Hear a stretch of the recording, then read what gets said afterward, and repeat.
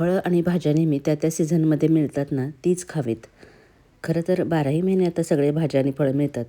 पण थंडीच्या दिवसांमध्ये जशी फळांची, भाज्यांची चव लागते ना, तशी एरवी लागत नाही. आणि थंडीच्या दिवसांमध्ये जास्तीत जास्त गाजराचा हलवा बनवला जातो. थोडं तूप घ्यायचं आहे, त्याच्यामध्ये सगळे ड्रायफ्रूट्स आहेत तर ते तळून घ्यायचे आहेत. म्हणजे त्यांची चव चांगली लागते. त्याच तुपामध्ये गाजर परतून घ्यायचं आहे. इथं मी 1 किलो गाजराचा किस घेतला आहे. खरं तर रेसिपी एकदम सोपी आहे. अवघड ह्याच्यामध्ये काय आहे तर त्या गाजराचा किस बनवणं.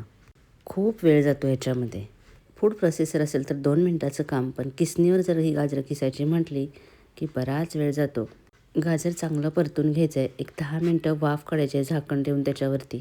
म्हणजे गाजर पटकन शिजले जातात. त्याच्यानंतर त्याच्यामध्ये दूध टाकायचं आहे.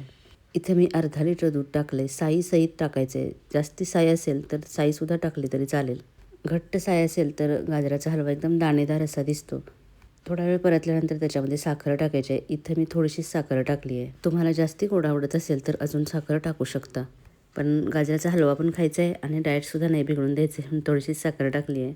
साखर अजिबात न टाकता अगदी डाएटवाला हलवा बनवायचा असेल तर भरपूर ड्रायफ्रूट्स टाकायचे. त्यासोबत खजूर आहे ते बारीक करून त्याच्यामध्ये टाकायचं आहे. वेलची पावडर किंवा सुंठ टाकायचे. आणि मी याच्यामध्ये मगजबी टाकते. थोडंसं गरम करायचे मगजबी. खूप सुंदर दिसतं दिसायलासुद्धा आणि पौष्टिकसुद्धा. ह्या मगज बिया म्हणजे भोपळ्याच्या बिया आहेत आणि ह्या ज्या सीड्स असतात ना तर त्या पौष्टिकसुद्धा असतात. तर आपला गाजराचा हलवा करून झाला आहे. वर्षाच्या पहिल्या दिवशी अशी गोड सुरुवात आणि म्हणूनच देवाला नैवेद्य. Like, share, subscribe.